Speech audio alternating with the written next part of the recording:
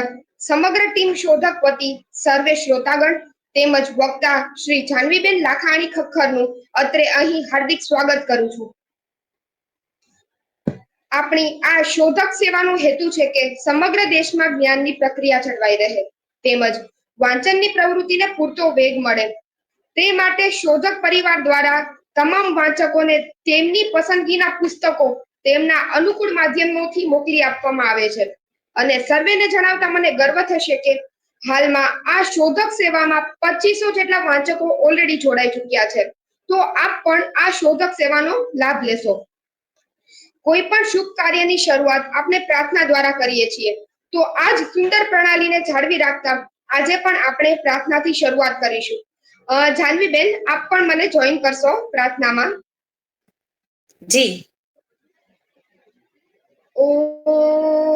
ઓમ સહના ભવતુ સહનો ભુનક્તુ સહ વીર્યં કરવાવહે તેજસ્વિનાવધીતમસ્તુ મા વિદ્વિષાવહે. ઓમ શાંતિ શાંતિ શાંતિ. આભાર જાનવીબેન. આપણી આજની બુક ટોકના અતિથિ વિશે આદરણીય શ્રીમતી હંસિકાબેન મણિયાર, જેઓ લગ્ન પછી પણ ભણતર પ્રત્યે રુચિ ધરાવતા હોવાથી રાજકોટની ધર્મેન્દ્રસિંહજી આર્ટ્સ કોલેજમાંથી માસ્ટર ઓફ આર્ટ્સની ડિગ્રી પ્રાપ્ત કરી અને હાલમાં તેઓ લેંગ લાઇબ્રેરીમાં પણ ટ્રસ્ટી તરીકે કાર્યરત છે. તેમને વાંચનનો ઘણો શોખ છે. તે માટે તેઓ વાંચનને લગતી તમામ પ્રવૃત્તિઓમાં જોડાય છે અને તમામ પ્રવૃત્તિઓને વેગ આપવામાં પણ તેઓ ઘણા મદદરૂપ થાય છે. આજની આપણી બુક ટોકના વક્તા જાહ્નવીબેન લાખાણી ખખ્ખર, જેઓ નિવૃત્ત deputy chief auditor Rajkot municipal કોર્પોરેશનમાં રહી ચૂક્યા છે.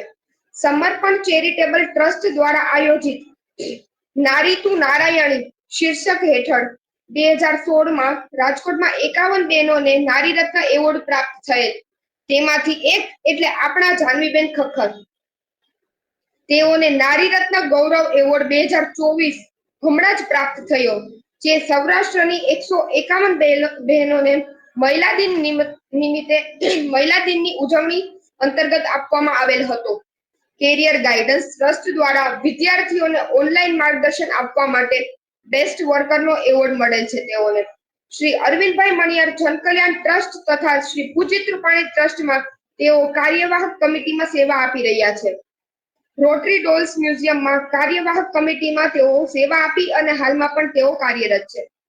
અંદાજિત 50 જેટલી શાળા કોલેજોમાં તેઓએ મોટિવેશનલ લેક્ચર આપેલ છે અને અલગ અલગ વિષય પરના આર્ટિકલ જેમ કે અખંડ આનંદ, સાંજ સમાચાર અને અખિલામાં પણ તેઓના વિવિધ આર્ટિકલ પ્રસ્તુત થયેલા છે. તેમની ગઝલ કાવ્ય કીટલીમાં સુપ્રસિદ્ધ થયેલ છે.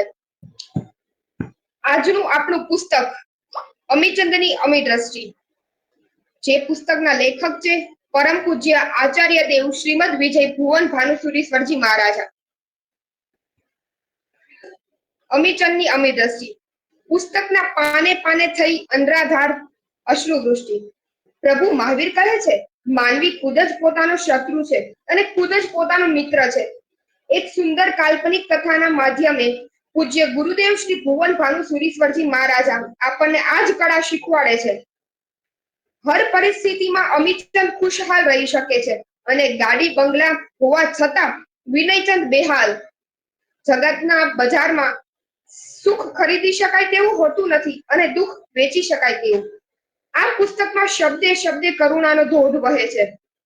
જે ભાઈ ભાઈ, દેરાણી જેઠાણી, સાસુ વહુના કડવાશના કચરાને સાફ કરી દેશે. હર હંમેશ આનંદથી તરબતર બનાવી દેશે. આ વાતનો અનુભવ કરનાર 3 લાખથી પણ વધુ વાચકો છે અને શ્રોતાઓ પણ છે. તો આપ કેમ વંચિત રહી જાઓ? તો આ જ પુસ્તકની વધારે માહિતી આપશે આપણા જાહ્નવીબેન લાખાણી ખખ્ખર. તો હવે હું આપનો વધુ સમય ન લેતા જાહ્નવીબેનને જ વિનંતી કરીશ કે તેઓ વધુ માહિતી જણાવે. નિશાબેન, આપનું હાર્દિક સ્વાગત છે. નિશાબેન ઠકરાર, આપ લંડન થી જોડાયેલા છો અને લંડન થી અમોની લાગણીને માન આપીને આપણી આજની બુક ટોકમાં આપ જોડાયેલા છો, તો આપનું ખૂબ ખૂબ સ્વાગત છે અને આશા છે કે આપણે ભવિષ્યમાં પણ સાથે જ આવી રીતે બન્યા રહેશું. આપનું સ્વાગત છે નિશાબેન. જાનવીબેન. નમસ્કાર સૌ વાચક મિત્રોને. મારો અવાજ બરોબર સંભળાય છે ને? જી જાનવીબેન, બરાબર આવે છે. આદરણીય હંસિકા કાકી, જેમના સુંદર વિચાર આવ્યો તેવા ભાઈ શ્રી હર્ષલભાઈ, મારા ફઈબા કે જે મારે માટે એક માં જેવું જ સ્થાન ધરાવે છે અને કાયમ મને એક મોટિવેશનલ કરે છે, ઇન્સ્પિરેશન કરે છે, તેવા મારા ફઈબા, મારા વડીલ, મારા માતા તુલ્ય નિશાબેન ઠકરાર કે જેઓ લંડનથી ખાસ જોડાયા છે. આ સૌનો આ તકે સૌ પ્રથમ ખૂબ ખૂબ આભાર વ્યક્ત કરું છું કે બધા વાચક મિત્રો અને જે લોકોને સાહિત્યમાં કંઈક સફર કરવી છે, તો તે લોકોનો ફરી એકવાર આભાર સાથે હું મારી બુક ટોક શરૂ કરવા જઈ રહી છું. અમીચંદની અમી દ્રષ્ટિ. આપણને ઈશ્વરે એક માનવ અવતાર આપ્યો છે, માનવ તરીકે જીવન આપ્યું છે, ત્યારે ખરેખર તો આપણે તેને કઈ રીતે વધારે સારી રીતે સાર્થક કરી શકીએ તે જોવાની જવાબદારી અને નૈતિક ફરજ આપણી છે. આપણે આપણા જીવનમાં ધર્મનું આચરણ કરીને, સારા કર્તવ્ય કરીને, બીજાને ઉપયોગી થવાની ભાવના સાથે, બીજાને ક્યાંય દુઃખ ન થાય તેની પૂરેપૂરી કાળજી લઈને આપણે આપણા જીવનને સાર્થક કરી શકીએ. મારે એ જ કહેવાનું કે આપણા પોતાની અંદર એક સરસ મજાનો દીવો ઝગમગે છે અને આપણે તેને વધારે સારા કર્મ કરીને કઈ રીતે વધારે પ્રકાશ બધાને આપી શકીએ તે આપણે જોઈ શકીએ. મને એક સુંદર ભજન યાદ આવે છે, તેમના કવિ છે ભોગીલાલ ગાંધી. તેમાં પણ એમ જ કહ્યું છે કે આત્મશક્તિ કઈ રીતે પ્રગટાવવી અને પોતાના તેજથી, પોતાના બળથી, પછી તે ધર્મનો બળ હોય કે અંદરની ભીતરની શક્તિ, તો આપણે કઈ રીતે આપણે આગળ વધવું. તો એક આ ભજનની 2 લીટીથી હું આ કાર્યક્રમની શરૂઆત કરીશ. તું તારા દિલનો દીવો થાને, તું તારા દિલનો દીવો થાને, રખે કદી તું ઉછી ના લેતો, રખે કદી તું ઉછી ના લેતો, પાર કા તેજ ની છાયા, રખે કદી તું ઉછી ના લેતો, પાર કા તેજ ની છાયા, એ રે ઉછીના ખૂટી જશે ને, ઉડી જશે પડછાયા, તું તારા દિલનો દીવો થાને. બસ મારે એ જ કહેવાનું છે કે આપણા પોતાની અંદર, આપણા ભીતરમાં એક એવી શક્તિ ભરેલી છે કે આપણે તેનો સરસ ઉપયોગ કરીને, સારા કર્મ કરીને, ધર્મનું આચરણ કરીને આપણે આ દીવો વધારે સારી રીતે પ્રગટાવી શકીએ અને આપણે આપણા જીવનનું અને અન્યના જીવનનું પણ કલ્યાણ કરી શકીએ. આ માનવ જીવનને આપણે બહુ સારી રીતે માણી શકીએ. તો આજે હું શરૂ કરીશ અમીચંદની અમી દ્રષ્ટિ, જે પુસ્તક લખેલ છે પરમ પૂજ્ય આચાર્ય દેવ શ્રીમદ વિજય ભુવન ભાનુસુરી સ્વયજી મહારાજ લિખિત. આપણે આપણા જીવનમાં સુગંધ ભરવાની છે. ઘણાને જીવનમાં બધું જ હોય, સારો પૈસો હોય, સરસ સંપત્તિ હોય ઘરની અંદર, પોતે સારું પદ ધરાવતા હોય, પ્રતિષ્ઠા ધરાવતા હોય, તોય પણ ઘણા એવા છે કે એને જીવન છે જીવવા જેવું નથી લાગતું. એને એમ થાય છે કે આ જીવન છે એ સાવ ઝેર જેવું બની ગયું છે. ઘણા એની અંદર ક્યારેક ઘરની અંદર કોઈ વ્યક્તિ એવી આવી જાય, માની લો કે પત્નીનો કંકાસ હોય કે તે સતત ઈર્ષાવાળી હોય, દેખાઈવાળી હોય અને એની આંખની અંદર ઝેર હોય, તો ત્યારે પણ આ જીવન છે એ ઝેર જેવું બની જાય છે. આપણને એમ થાય કે આટલું બધું છે તોય કેમ જીવવાનું મન નથી થતું. તેનું કારણ આ આજુબાજુનું બધું વાતાવરણ છે, અને જે ઘરમાં અમુક વ્યક્તિઓના જે સ્વભાવ દોષ હોય છે, એને કારણ પણ આપણને જીવવાનું મન થતું નથી, અથવા જીવવામાં કોઈ સારો રસ લાગતો નથી. ક્યારેક એવું બને છે કે બધું જ હોય છે, પણ તબિયત આપણને સાથ ન આપે, ત્યારે આપણને એમ થાય કે ભગવાન તું મને તંદુરસ્તી આપી દે, મારે બીજું કાંઈ જ નથી જોતું. તો જ્યારે માણસને જ્યારે પોતાનું શરીર સાથ ન આપતું હોય, આરોગ્ય વિશે કાંઈક ને કાંઈક પ્રોબ્લેમ રહ્યા કરતો હોય, ત્યારે પણ માણસને આ જિંદગી છે એ જીવવા જેવી નથી લાગતી. તો આવો આપણે જાણીએ કે આ જીવન છે એ આપણને ઝેર જેવું ન લાગે અને જીવવા લાયક ક્યારે બને. તો આ પુસ્તકમાં એ જ કીધું છે કે તમે દ્રષ્ટિમાં એક અમી રાખો, અમી દ્રષ્ટિ કેળવો. તો અમી દ્રષ્ટિ શું છે એ આપણે અલગ અલગ પ્રસંગો થકી આ પુસ્તકની અંદર કહેવામાં આવ્યું છે કે કઈ કઈ જગ્યાએ જેનું નામ જ અમીચંદ છે, જેની દ્રષ્ટિમાં અમી છે, તેવા અમીચંદ અલગ અલગ પ્રસંગોએ કઈ રીતે પોતાની દ્રષ્ટિમાં અમી રાખીને તે કાર્ય પાર ઉતારે છે. અને હંમેશા અમીચંદ એક વ્યક્તિ એવી છે કે જેને કોઈ દિવસ કોઈનું ખરાબ લાગતું જ નથી. તે કોઈના માટે ખામી નથી જોતા. હંમેશા તે પોતે એમ માને છે કાંઈક મારા કર્મ એવા છે એટલા માટે મારે આ ભોગવવું પડે છે. કર્મની ગતિ ન્યારી છે અને કર્મ એવા હશે એટલા માટે મારે આ ભોગવવું પડે છે. એ કોઈને દોષ નથી આપતા. તેની દ્રષ્ટિમાં બધા પ્રત્યે અમી, બધા પ્રત્યે કરુણા, માનવતા, ઉદારતા, લાગણી રહેલી છે. એવા અમીચંદની આ વાર્તા છે. તો હવે હું શરૂ કરીશ. અમીચંદની અમી દ્રષ્ટિ. અમીચંદને નાનપણમાં તેના પિતાજી દેવલોક પામે છે અને તે પોતાને એમ થાય છે કે હવે મારી માતા છે ને કેટલું બધું દુઃખ થતું હશે બિચારાને કે મારા પિતા ગુજરી ગયા, મારા પિતા અવસાન થયા, તો મારી પોતાની એક જવાબદારી છે કે મારે મારી માતાને ક્યારેય દુઃખ ન પહોંચાડવું. હું એવા કર્મ કરું, હું એની એટલી લાગણીથી સંભાળ રાખું કે એને ક્યારેય કોઈ વાતે એને માઠું ન લાગે, એને દુઃખ ન લાગે. કેમ કે અમીચંદ એમ માનતા હતા કે જે માતા પિતાએ આપણને જન્મ આપ્યો, આપણને સારી રીતે ઉછેર કર્યો, સારા સંસ્કાર આપ્યા, તો આપણે એનું કઈ રીતે એનું મૂલ્ય તો કોઈ દી આંકી શકાય એવું જ નથી. તો હું પણ મારી માતાને એટલી સરસ સંભાળું, એનામાં એક કૃતજ્ઞ ભાવ હોય છે અને એને એમ થાય છે કે હું કઈ રીતે મારી માતા પિતાએ જે કર્યું એનો હું સારા કર્મ કરીને બદલો વાળું. તો એ પોતે પોતાની માતાનો ખૂબ જ ખ્યાલ કરે છે.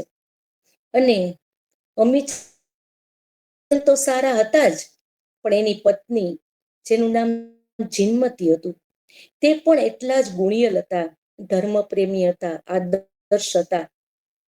અને તે ગામડામાંથી આવે છે, એટલું ભણેલા પણ નહોતા. પરંતુ ઘણીવાર એવું બને છે કે ભણેલા કરતા જે લોકો સંસ્કારિત છે એ લોકો વધારે ઘરની અંદર ઓતપ્રોત થઈ જાય છે.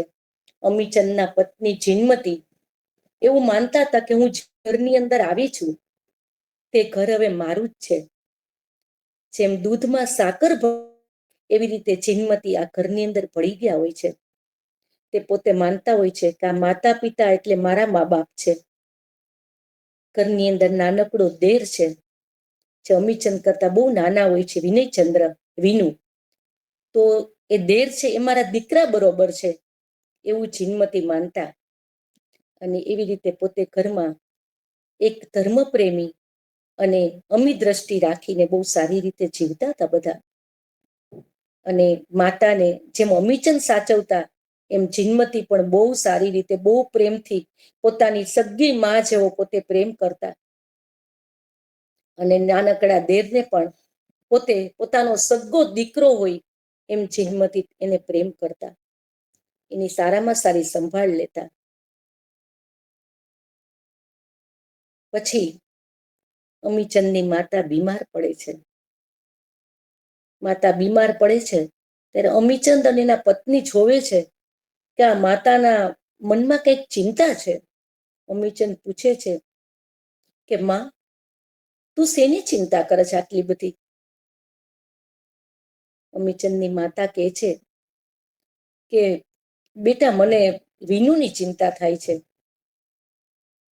તો બે જણા કહે છે, અમીચંદ અને એની પત્ની, કે તને અમારામાં વિશ્વાસ નથી? તો કે વિશ્વાસ તો ગળા સુધીનું છે, મને ગળા સુધીની ખાતરી છે, પણ છતાંય હું એક માનો જીવ છું ને, એટલે મને એની ચિંતા થયા કરે છે. ત્યારે અમીચંદ કહે છે કે માં, અત્યારે તું બીમાર છો, તારો અત્યારે સમય છે ધર્મ ધ્યાન કરવાનો. મહાવીર સ્વામીનું રટણ કરતું, અત્યારે તું આ ચિંતા ન કર. અને અમે બેઠા છીએ અને અમે આજે તને વચન આપીએ છીએ કે અમે ક્યારેય પણ વિનુને દુઃખ નહીં પહોંચાડીએ. અમે એને સગા દીકરા કરતા તે જે પ્રેમ આપ્યો એના કરતા અમે એને સવાયો પ્રેમ આપશું માં. પણ અત્યારે જ્યારે તું ખાટલે પડી છો, માંદગીના બિછાને પડી છો, ત્યારે બસ તું પ્રભુનું રટણ કર. અને પછી માતા છે થોડાક વખતમાં મોક્ષ ગતિ પામે છે, અવસાન પામે છે, સમાધિમાં જ પોતે મૃત્યુ પામે છે. પણ અમીચંદ અને વીરમતીની આંખમાં એટલી બધી અમી ભરેલી છે કે તેની માતા પિતાને તેણે ક્યારેય દુઃખ પહોંચાડ્યું નહોતું. અને માને વચન આપીને માં ખૂબ સારી રીતે પોતે વિદાય લે છે. અને જવાબદારી આવે છે વિનુની અને આખા ઘરની. અમીચંદે તો પહેલેથી જ્યારે એના પિતા અવસાન પામ્યા ત્યારથી જ પોતે બધો કારોબાર સંભાળી લીધો તો શાંતિથી. અને પોતે ખૂબ જ ગુણિયલ હતા, સંસ્કારિત હતા, એ ખૂબ સરસ રીતે વેપાર ચલાવતા. વિનુ છે એ નાનો હતો, પોતા કરતા ખૂબ જ નાનો હતો. ધીમે ધીમે વિનુ મોટો થતો જાય છે અને અમીચંદ અને વીરમતી એને વિનુને સારી જગ્યાએ શિક્ષણ આપીને, શહેરમાં શિક્ષણ આપીને એક શેરની જ દીકરી તારા સાથે એના લગ્ન કરે છે. અને જીનમતી તેને ખૂબ સારી રીતે આવકારે છે. અને દેર દેરાણી અને આ બંને ખૂબ સારી રીતે એકદમ પ્રેમાળ પ્રેમરૂપી જીવનમાં દાખલ કરીને પોતે જીવન જીવતા હોય છે. તારા છે એ ભણેલી છે, શેરની છે, પરંતુ તેની દ્રષ્ટિમાં ક્યાંય લાગણી નથી, તેની દ્રષ્ટિમાં અમી નથી.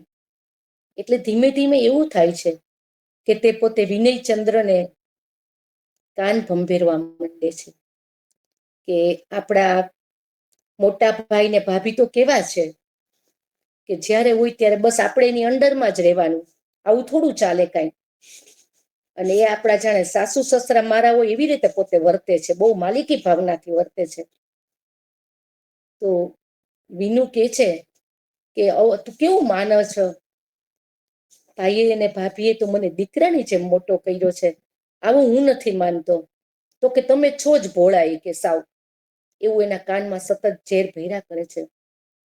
અને તારા ત્યાં સુધી કે છે અને તમારા લગ્ન થઈ ગયા, કાલ સવારે તમે એક દીકરાના બાપ બનશો અને તોય ભાભી તમને વિનુ વિનુ કરે, કેવું ખરાબ લાગે, એમ સમાજમાં કેવું લાગે, ને મને નથી ગમતું આવું.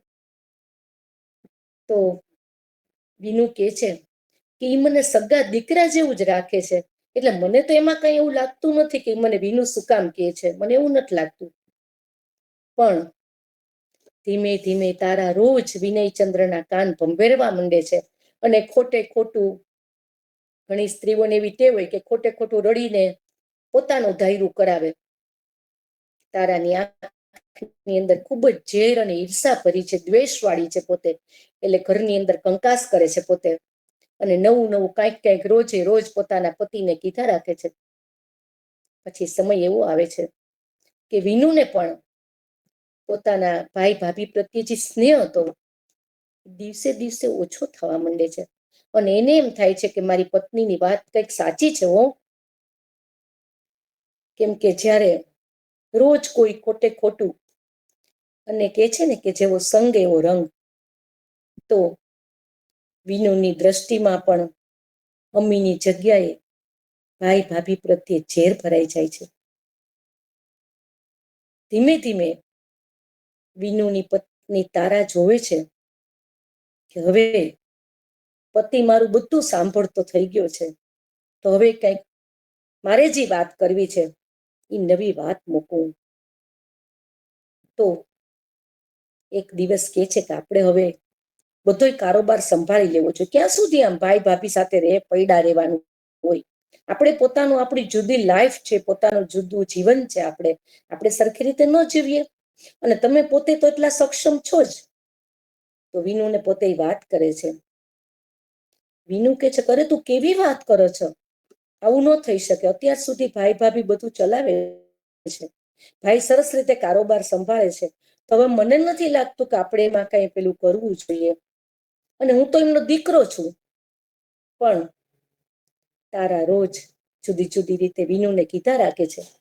અને વિનુ એક દિવસ હિંમત કરીને ભાઈને કહે છે કે ભાઈ હવે તમે બહુ વખત સુધી તમે બધું ઘરનું સંભાળ્યું, તમે અમને ક્યાંય ઊની આંચ નથી આવવા દીધી, પણ અમારી પોતાની પણ કંઈક જવાબદારી છે. બહુ પોતે વિવેકથી પોતાની વાત રજૂ કરે છે. સંભાળવું છે. અમ્મીચંદ તો અને જીનમતી તો બે બિચારા બહુ ભોળા હોય છે, બહુ નિખાલસ હૃદયના અને નિર્મળ હૃદયના હોય છે. તો અમ્મીચંદ કહે છે એના ભાઈને કે તો કાંઈ વાંધો નહીં, તમે કારોબાર સંભાળો. અમસ્તુ હવે અમારો સમય છે ધર્મ ધ્યાન કરવાનો આવ્યો છે, અમારે ધર્મ ધ્યાન કરવું છે, તમે સંભાળો. તો વિનયચંદ્ર ને તારામતીને તો થાય છે કે આ તો ઉલટાના ઉલમાંથી ચૂલમાં પડ્યા. પોતે તો આ સાવ નીકળી જવા જ માગે છે અને બધું હવે અમને કામ સંભાળી દેવા માગે છે. એટલે વિનુ કહે છે હિંમત કરીને કે મોટા ભાઈ એવું નહીં, પણ છે ને હવે આપણે જુદું કરવું છે કે. એટલે અમીચંદ કહે છે એટલે તું શું કહેવા માંગે છે? તો કે આપણે દુકાનના, સંપત્તિના, મિલકતના ભાગ કરી દેવા છે. અમીચંદ કહે છે એટલે? તો કે હા, કે હું શું સાંભળું છું? તો વિનયચંદ્ર કહે છે કે મોટા ભાઈ હું એ જ કહેવા માંગુ છું કે આપણે હવે સંપત્તિના ભાગ કરી દેવા છે. અમીચંદ જીનમતીને આ બધી વાત શાંત હૃદયે કરે છે. અને જીનમતી તો બિચારી વિનુને પોતાનો સગ્ગો દીકરો માનતા હતા. એને એમ થઈ ગયું કે અરો હું આ શું સાંભળું છું? મારો દીકરો પોતાની માંથી જુદો થવા માંગે છે? ના ના, ન હોય. અમીચંદ એને શાંતિથી સમજાવે છે કે આપણે શું કામ કોઈ બાબતનો મોહ રાખવો જોઈએ? આપણે હંમેશા ત્યાગ કરવો જોઈએ. અને એમને જે સારું લાગ્યું તે આપણે શું કામ મનમાં એવું લેવું જોઈએ? આપણે એમને શાંત મને આપણે એને સંમતિ આપીએ કે હા કાંઈ વાંધો નહીં. જીનમતી પોતે આ વાત માને છે. જીનમતી કહે છે હશે, કાંઈ વાંધો નહીં, આપણા જેવા કર્મ. જીનમતીને મિલકતમાં રસ નહોતો, અમીચંદને નહોતો. એ લોકોને તો પોતાનો ભાઈ જોતો હતો, પોતાનો દીકરો જોતો હતો. પણ જ્યારે દીકરો સામે ઉઠીને મિલકતના ભાગ કરવાની વાત કરે ત્યારે એમને કેટલું દુઃખ થયું હશે. પણ બેય માણસ એટલા બધા સહનશીલ અને ત્યાગની મૂર્તિ હતા કે તેઓ આ ઘા સહન કરી લે છે. અને ઘા સહન કરતા એમને પણ કેટલું દુઃખ થયું હશે કે આપણે કલ્પી શકીએ છીએ કે જ્યારે સગ્ગો દીકરો એમ કહી દે કે મને ભાગ આપી દો, ત્યારે એમને કેટલું દુઃખ થયું હશે. પણ તેવું માને છે કે કર્મની ગતિ ન્યારી છે અને બીજે દિવસે અમીચંદ કહે છે કે સારું બોલો કેવી રીતે આપણે ભાગ કરવા છે. પહેલેથી મુનિમજીને બોલાવીને રાખ્યા હતા વિનયચંદ્રએ. વિનુ કહે છે કે જે મોટી દુકાન છે, મોકાની દુકાન છે, તે અમારે જોઈએ છે અને નાની દુકાન તમે રાખો.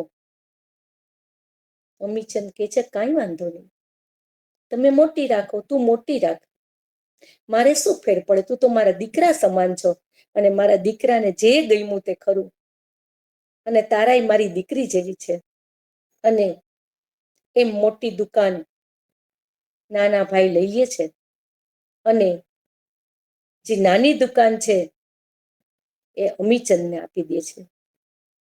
સોનાના દાગીનાની વાત થાય છે કે હવે સોનાના દાગીના છે એના ભાગલા કેવી રીતે પાડવા, તો એમાં પણ એ લોકોએ પહેલેથી એક સોનીને રાખ્યો હતો કે જે બધું જોખી દે સોનું, કે આટલા તોલા આને, આટલા તોલા આને. અમીચંદ કહે છે અરે આની શું જરૂર હોય, આવું જોખવાનું? અરે તું તો મારે દીકરા બરોબર છો ભાઈ, તમને લોકોને જે સોનું આમાંથી જોતું હોય ને એ તમે લઈ લો, અમે કાંઈ નથી જોતું. અને જીનમતી પણ એમ જ કહે છે કે અરે ભાઈ તમે તો મારા દીકરા જેવા છો, મેં તો તને દીકરાની જેમ મોટો કર્યો છે, તમારે લોકોને જે ગમતું હોય એ સોનું તમે તમારે લઈ લો, અમને એવું કાંઈ જ નથી, અમારે માટે તો તમે બેસો, અમને મિલકતની કે એની કાંઈ નથી પડી. અને સોના મોટા મોટા પોટલા આ બંને લઈ લે છે, વિનયચંદ્ર અને તારામતી લઈએ છે અને ખુશ થતા થતા ઘેર જાય છે. મુનિમજી પણ કહે છે અમીચંદ તમે આ શું કર્યું, શેઠ તમે આ શું કર્યું? અમીચંદને પણ સંભળાવે છે, સમજાવે છે કે ના મારે એવું કાંઈ નથી. આમ બંને છૂટા પડે છે અને પછી થાય છે એવું કે અમીચંદની દુકાન નાનકડી હતી, એમાં બહુ માલેય નહોતો, એટલે ધીમે ધીમે અમીચંદની દુકાન ચાલતી બંધ થઈ જાય છે. અને આ બાજુ વિનયચંદ્ર મોટી દુકાન લીધી હતી એટલે વિનયચંદ્ર ખૂબ ધંધો છે જમવા લાગે અને વિનયચંદ્ર ધીમે ધીમે મોટો શેઠ બની જાય છે. અને આ બાજુ અમીચંદ છે એ દિવસે દિવસે એ લોકો મોટા થાય છે અને ખૂબ જ એ લોકોને ગરીબીના દિવસો આવતા જાય છે. આવા સંજોગોમાં પણ અમીચંદ પોતાના નાના ભાઈ એની મિસિસનો એમ જ માને છે અમારા નાના ભાઈ ને ભાભી સુખી છે ને, એ સુખી છે એ જોઈને હું સુખી થાઉં છું. કેમ કે એની અંદર કોઈ દિવસ બીજા લોકો જોવો તમારા નાના ભાઈ એવો સરસ ધંધો કરી લીધો અને તમારી સ્થિતિ અમીચંદ તમે બહુ ભૂલ કરી છે, તમે બહુ ભૂલ કરી, ત્યારે પણ અમીચંદને કોઈ દિવસ કોઈની વાત પોતે સાંભળતા નથી અને બસ એવું જ રાખે છે ના એ લોકોનો કોઈ વાંક નથી, ગમે એ મારા નાનો ભાઈ છે અને તા તો મારી દીકરી જેવી છે. ધીમે ધીમે જેમ જેમ ધંધો વિકસાય છે અને મૂડી જાય છે એમ એને આવતું જાય છે, એની દ્રષ્ટિમાં ઘેરાતું જાય છે, ઈર્ષા આવતી જાય છે અને માણસની અંદર જ્યારે અભિમાન આવે ત્યારે ધીમે ધીમે ધર્મમાં પોતાની માનવતામાં તે પાછો પડી જાય. અને આ બાજુ અમીચંદ હિંમતી ભલે ગરીબી અવસ્થા ભોગવતા પણ તે આંખ અમી હતી, એને જેમાં ઉન્નતિ લાગતી એને એમ જ થાય છે કે વાંધો નહીં આપણે ધન ત્યાગ કરીએ, આપણે ખાવું પેટનું વાત કરી, આપણે શું કામ એવું મનમાં રાખવું છે આપણી પાસે આ નથી ને તે નથી. અને અભિમાનમાં અભિમાન ભળે છે વિનયચંદ્રને અને તારામતી એમ થાય છે મારા જેવું સુખી ને, અને તારામતી રોજ વિનયચંદ્ર કે જોયું ને ભાઈ આપણી જેની ગયા એટલે તમે પેલા સુખી, ખરેખર તો તમારા પગલે છે આપણે સુખી, આપણે એના પગલામાં કાંઈ એવું નહીં. વિનયચંદ્ર પણ ત્યારે અભિમાનમાં હતો, એની દ્રષ્ટિ નિરાળી એટલે એને પણ થાય છે કે વાસાઓ મારા પગ સારા હતા, મારા પુણ્યના પ્રતાપે જ અમે લોકો સુખી હતા. જો હું જોતો હોય હું એટલો દુઃખી છું કેમ કે એનો ભાઈ એનામાં પુણ્ય કોઈ જ નહીં, એનો પ્રતાપ નહીં, અત્યારે જરી દુઃખી થઈ ગયા બે અને ખૂબ અભિમાન માંડે છે અને પોતાના દીકરાની મોટી પાડી કરે છે અને બધા આખા ગામને પોતે જમવાનું કહે છે, કોઈ આપે છે કે મારે ત્યાં દીકરા જન્મ જમવા આવો. અને ત્યાં પણ તારામતી એના કાનમાં એટલું બધું ઝેર રેડવું છે અને તારામાં ઝેર રેડવું છે પણ પોતાને પણ પોતાની દ્રષ્ટિની અંદર ઝેર આવી જાય છે અને પોતાના સગા ભાઈ ભાભીને કે જે દીકરા જે મોટો કર્યો એ પોતે નથી મોકલતા, જમવાનું આમ નથી આવતા. અમીચંદ કોઈ આને કહે છે કે શેઠ તમને ખબર છે વિનુને જન્મ થયો છે અને એ આખા ગામને જમાડે છે. વિનયચંદ્ર એક પણ વખત એમ નથી બોલતા કે વાત કરું છું એવું નથી બોલતા. એની બદલે એ અને જિંદગી ખૂબ ખુશ થાય છે કે વાહ અમારા નાના દીકરાનું જ વાહ વાહ, બહુ જ રાજી થયા, ખૂબ રાજી થયા. અને એની આંખમાં અંધરા રસ્સા વરસે છે, મન ભરાય છે. હવે આંસુ આવે છે કે વાહ અમારે ત્યાંનો જમાઈ તો અમારા કુટુંબમાં કુડી પણ આવા રહે છે. પણ તમને કંકોત્રી મળ્યું હો, આખા ગામને કંકોત્રી આપી છે, પણ તમને આમંત્રણ આવ્યું કે નથી? અમીચંદ છે હવે વિચારો આટલા બધા ઘરે દીપાવલી હોય, આટલો મોટો પ્રસંગ હોય, થોડું બિચારાને યાદગાર હોય એવું છે. એમાં ઘરના જૂના નથી કંકોત્રી દેવાની, ઘરના તો પોતાની વેડે વિચારો એને કંકોત્રી દેવાની હોય. એ બિચારા કામ હોય અને જન્મથી છે જલ્દી જાવ ત્યાં વિચારને કંઈક તો જાઓ એને કંઈક વિચારો એ ફ્રી થવા વાત નથી. કેટલો પ્રસંગ એ છે એક મોટા ભાઈ તરીકે આપણે જરી છે આપણે ઉપયોગી બધા કે તમને નથી ન હોય તો કઈ નહીં અમારા ઘરે નથી અને અને એમ થાય છે કે આગલા દિવસે કઈ ખાવું નથી બે માણસ તો જિંદગી એમ છે કે તમે ત્યાં જાઓ અને એની બાદ તમે જમી આવો માર્કેટ કંઈક લઈ આવજો કેમ કે ઘરની અંદર તો ખખડતા હોય છે એવી પરિસ્થિતિ થઈ હોય છે.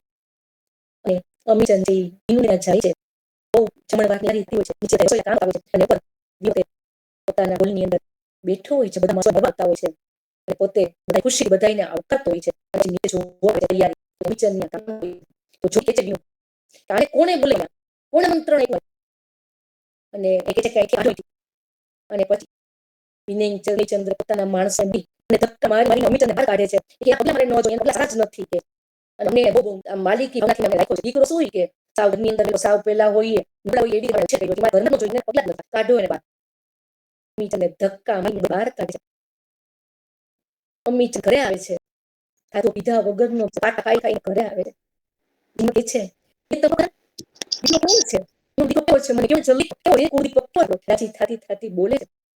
અમીચંદ કાંઈ બોલી નથી શકતા માર ખાઈ ખાઈને અને બિચારા પૈકા પૈકા આખું જે તૂટતું છે એ આંખમાંથી પાણી આ કરે છે. જેનાથી કહે છે કે તમે જઈમાં કે નહીં કહે છે કે ત્યાં બહુ બધા માણસો હતા ને બહુ હસતો બહુ ભીડ જેનાથી તમને સાચી વાત તમે આટલા નિરાશ એમ લાગો છો.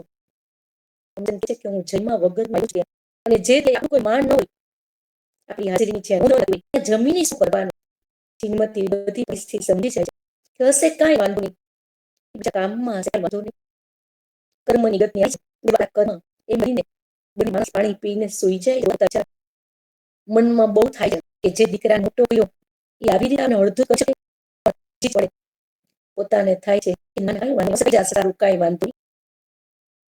એ રાતે શું આવે છે કહી જાય ચાલે કે તમને કોઈ તથ્ય હાથ ગિફ્ટમાં તો તમે તે સ્વીકારતા નહીં હજી 6 મહિના સુધી તમારી પરિસ્થિતિ એ જ રહેવા તમે જો યાદ કરશો તો તમે વધારે મુશ્કેલમાં મુકાઈ જશો એવું એક સ્વપ્ન આવે છે.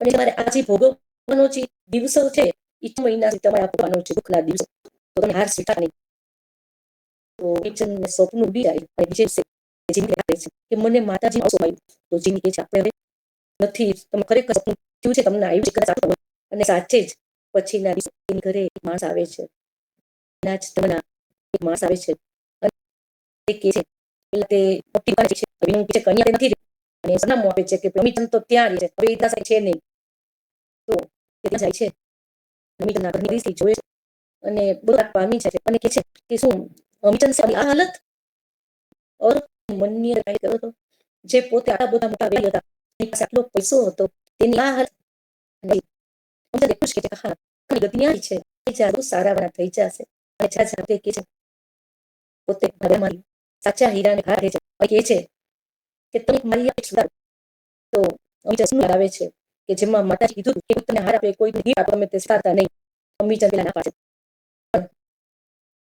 એક ભક્ત કહેવાય અને આપણને કેવી રીતે અને તે છે કે ના તમે સ્વીકારો ખાસ મારી અરજી મારી એક વિનંતી છે તમે સ્વીકારો ને સ્વીકારો એટલે અમીચંદથી તેને આ નથી પાડતી અને તે હાર પોતે સારે છે એમ થાય છે કે સામી જાય છે કેવી રીતે ના પાડી શકું એ આત્મા કેવી રીતે દુઃખ પહોંચાડી શકું અને પોતે તે હાર લે છે બીજા દિવસે પોતાની પરિસ્થિતિ આટલી બધી નબળી હતી એનાથી પોતે એને થાય છે એક હીરો બનવાનું તે સમજી થાય છે અને કહે છે કે મનમાં એક હીરો કાઢીને મારે વેચવો છે એટલે સોની કહે છે તમને હાર ક્યાંથી મળ્યો એટલે કે આ મારો છે એક મિનિટ કરીને સોની અંદર જઈ જાય અંદર જઈને પોતે રાજાની સાથે વાત છે રાણીઓ જે હાર ગૂંથ્યો એ હાર અમીચંદ છે એ જ હાર એટલે હાર આગે છે એટલે રાજા કે અને રાજા બીજા માણસો પોતા દરબારમાંથી અને એ લોકો ઈચ્છર જ કરે અમને તમને હાર નથી મળ્યો અમીચંદ એક જ કરે છે એના સાધનનું નામ ન લેવાય. આવી પ્રસાદી છે સાકી મને આપી એ નામ તમારે લેવાય જ નહીં. એટલે આ લોકો ખૂબ પૂછપરછ છે એને મારે છે પણ ત્યાં લીધો નથી કે આ છે બધું છે. પછી દાદા કહેવાથી એને જેલમાં મૂકવા છે અમીચંદ અને અમીચંદ જેની અંદર ખૂબ જાણે છે. આ બાજુ માર છે કે તું કેને નામ બધી ત્રણ દિવસે માર ખાતું અને ઓલી જો જીમતને બિચારી એમ ખાતી કે મારો દીકરો કેવો હશે એ પોતે બોલતી હોય ઓળી જોડી પડપાન એને થાય છે કે એનું નામ શું રાખ્યું છે ત્યારે પોતે એ ખુશીથી કરે છે. અને અમીચંદ ને ઢોર માર મારે છે પછી ધાર્મિકનું નામ નથી પછી એમ કરે છે કે એક દિવસ થાય છે પોતાની દીકરી હોય છે અને છેલ્લે સામનામાં એક પટાલ હોય એ એના વખત નથી રહી ગયો ને પટાલ પડે છે એમાં હાર નીકળે છે પોતાની રાણી એમ થાય છે કરું માર તો મારી પાસે જ હતો અને મેં છે કઈ કામ તો બિલ્ડિંગ ખોલ નથી એને મેં કેટલી સજા પાઈ અને બીજી જેલની અંદર અને મેં તો મારી વિચાર બોલાવ્યો આટલા દુઃખી થઈ જાય અમીચંદ એને બહુ પોતા થાય છે ખૂબ ડરે છે પછી પૂછે છે કે તમને રાણીમાં શું પોતે બોલતી નથી પછી દાસી રાજાને લઈ આવે છે અને રાજા શું આ છે તો કદાચ બહુ મોટું પાપ થયું છે મારાથી બહુ મોટું પાપ થયું છે તો શું છે તો મારા વાત મારી સાથે નીકળ છે આપણે અમીચંદ જેમાં આટલો બિચારા કોઈ વાંક વગર આપણે એની પાસે લઈને આટલું દુઃખ પડ્યું હવે મારી તેનો પશ્ચાતાપ કરો રાજા સાથે આવ્યું રાજા રાણી જેલમાં છે અને અમીચંદ મળેલા છે અને અમીચંદ કહે છે કઈ વાંધો નહીં રાજા રાણી કહે છે અમારી બહુ મોટી ભૂલ થઈ છે અમને ક્ષમા આપો કહે છે ના અમારે કોઈ ભૂલ નથી તમે તો રાજા છો તમે તો અમારા મગર તમારી ભૂલ નથી તમારી જે મોત તમે તો મારી મોત તમારી કઈ ભૂલ નથી ત્યારે અમીચંદ રાજા કે રાણી કઈ વાત નથી અમીચંદ તમે રાજા કે છે ના તો કે જીમતી મરી જાતા હશે તો જીમતી નહીં લઈ અને જીમતીને બધી વાત કરીને રાજાના માણસ દરબારમાં લાવે છે બધી વાત ફરી લોકો ખૂબ માફીમાં અને અમીચંદ અને જીમતી રાજા તરફથી ખૂબ બહુમાન આપવામાં આવે છે અને એનો ઘોડો સેનામાં આવે છે આકાશને ખબર પડે છે કે અમીચંદ કેટલા સારા છે અને એનું માન ખૂબ જ થઈ જાય છે આ ગામની અંદર ખૂબ રસમ છે કીર્તિ મળે સન્માન મળે છે વિનુની પત્ની તારા વિનુ કહે છે તારા જોયું આ પટ કરી શકે થોડી અને તારા રાજા દરબારમાં બી રાજા લઈને કેમ તારા નાક છે મને કોઈ લાગતું જ નહીં ખરાબ જ લાગે કે દસની અંદર આ અમી નથી સાસી કાઈ એટલે મેં વાત સાચી એટલે અમીચંદ ચિકન હતો એનો ઉદય છે અને આ જો જે દિવસે પરી બને છે જેમ ચિકા બધા કે બધા માસો બધી આવું છે અમીચંદ બહુ સારા છે કે એ તો સાવ ભી પડે છે રાજા કહે છે અજને કે પ્રાયશ્ચિત છે મેં તમને દુઃખ પડ્યું એને પ્રાયશ્ચિત આ બધું તમે સંભાળ્યો અમીચંદ કહે છે કે ના એને વિચાર કરશું જીમતી કહે છે કે આપો રાજા આખું ગામ આખું બસ સોપવાની વાત કરશે શું કરું જીમતી કહે છે કે ના આપણે માઇન્ડ કરવું નથી પ્રેમ કર્યો અને બસ સવારે એ વળી પાછું એવું કરવું પડે તો એના કરતા એ બહુ ભાગો આપણે બસ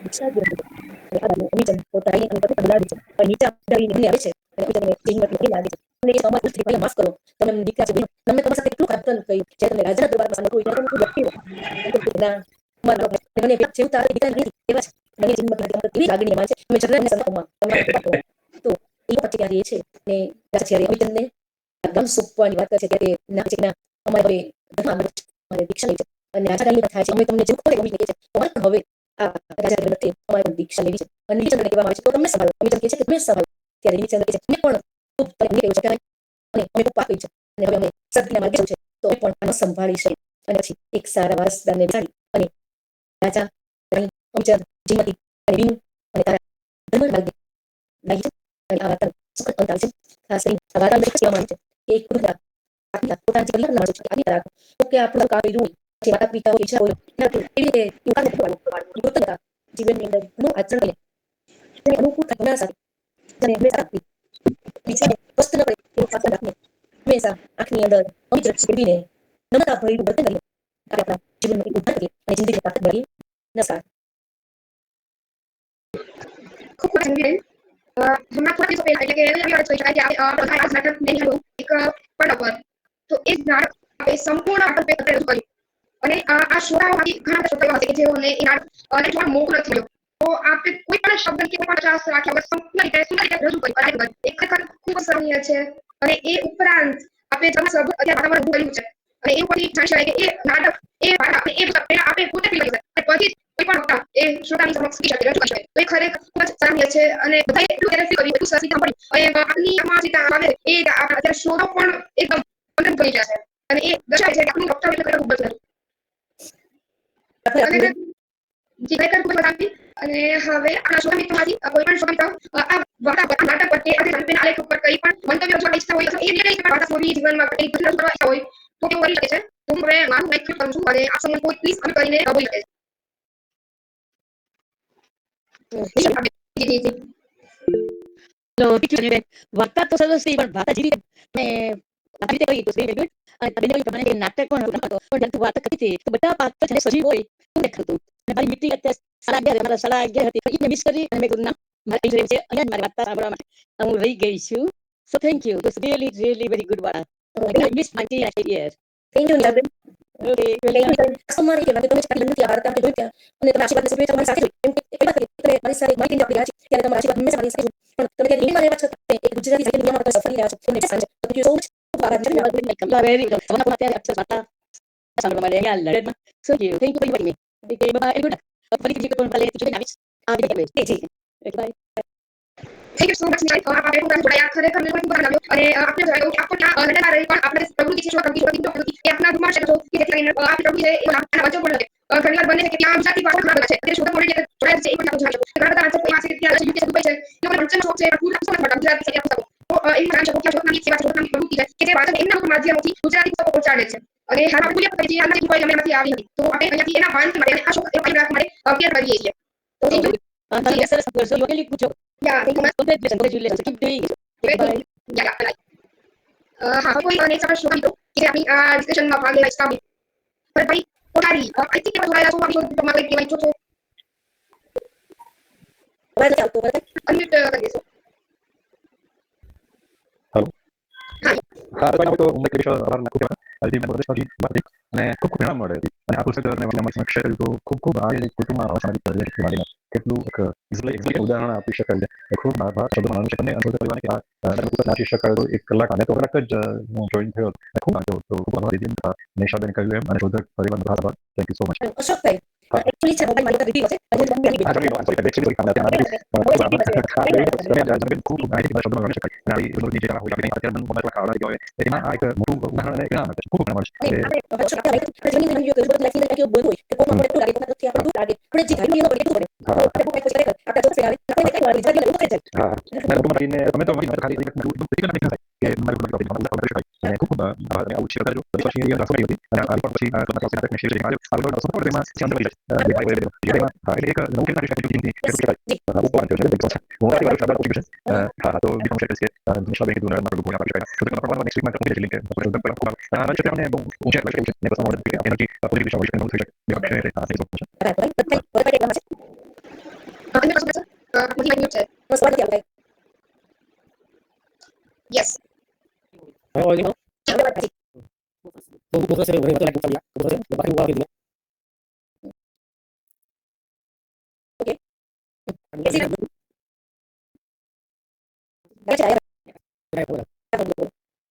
આપણું છે સર્ક્યુટ છે કર્યું શ્રી કૃષ્ણ જય સ્વામિનારાયણ જેવી રીતે જે મારા સાહેબે પોતાના મિત્ર એમ સુનકમાં કહ્યું છે કે આત્મીય બંધુ આપણા હિન્દુ ધર્મશાસ્ત્રમાં કહેવાય છે કે આપણે જો સારા કર્મ કરીએ તો સારી સ્થિતિ પ્રાપ્ત કરીએ એમાં દરેક વખતે સારી ભાવના તો એ જ આપણે વર્તનમાં મળે છે જય સ્વામિનારાયણ વેરાવળ કે છે મિત્ર છે તો બહુ સારી રીતે મંત્ર છે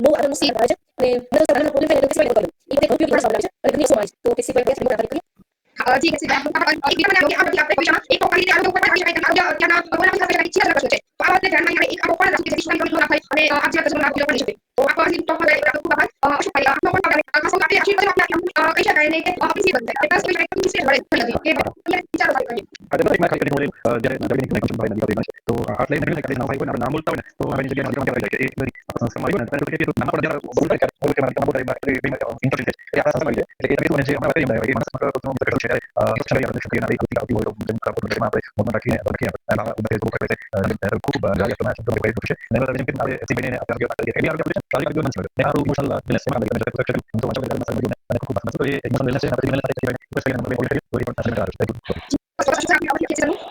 છે અને બીજે પર બધા શોધી પણ આવ્યો કે આ દિલ્હી પાસે સેના અશ્વિન મહિલા એવું પણ આમ તો છે તો એના માટે સુંદર નાટક મેં રાખવામાં આવ્યું હતું 5 મહિના તો આપણી પાસે કલમ છે વિચલિત સ્થાપિત કરવાની સાથે છે તો આ મિત્રો કોઈ પણ કોઈ આપણે જાણો છો તો આપણે કરી શકીએ રાષ્ટ્રીય તો ઘણું સારું છે એટલે ફ્રી માં આપણે કરી શકાય કોઈ આપણે ખાસ નથી કોઈ પણ સમસ્યા ઈચ્છા હોય તો કોઈ પણ નંબર લેસી કરો કોઈ નંબર તમને જી શેર કરી દીધો છે તો એમાં તમે આની અંદર જોઈ શકો છો જાણી શકે છે હવે કોઈ પ્રશ્ન તો મને સર આપ કોમેન્ટ કરી હોય એટલે નથી હોય તો ચાલો સર આપણે શું હોય અન્ય પ્રશ્ન તો આપ શબ્દો માં આપી દે ચાલો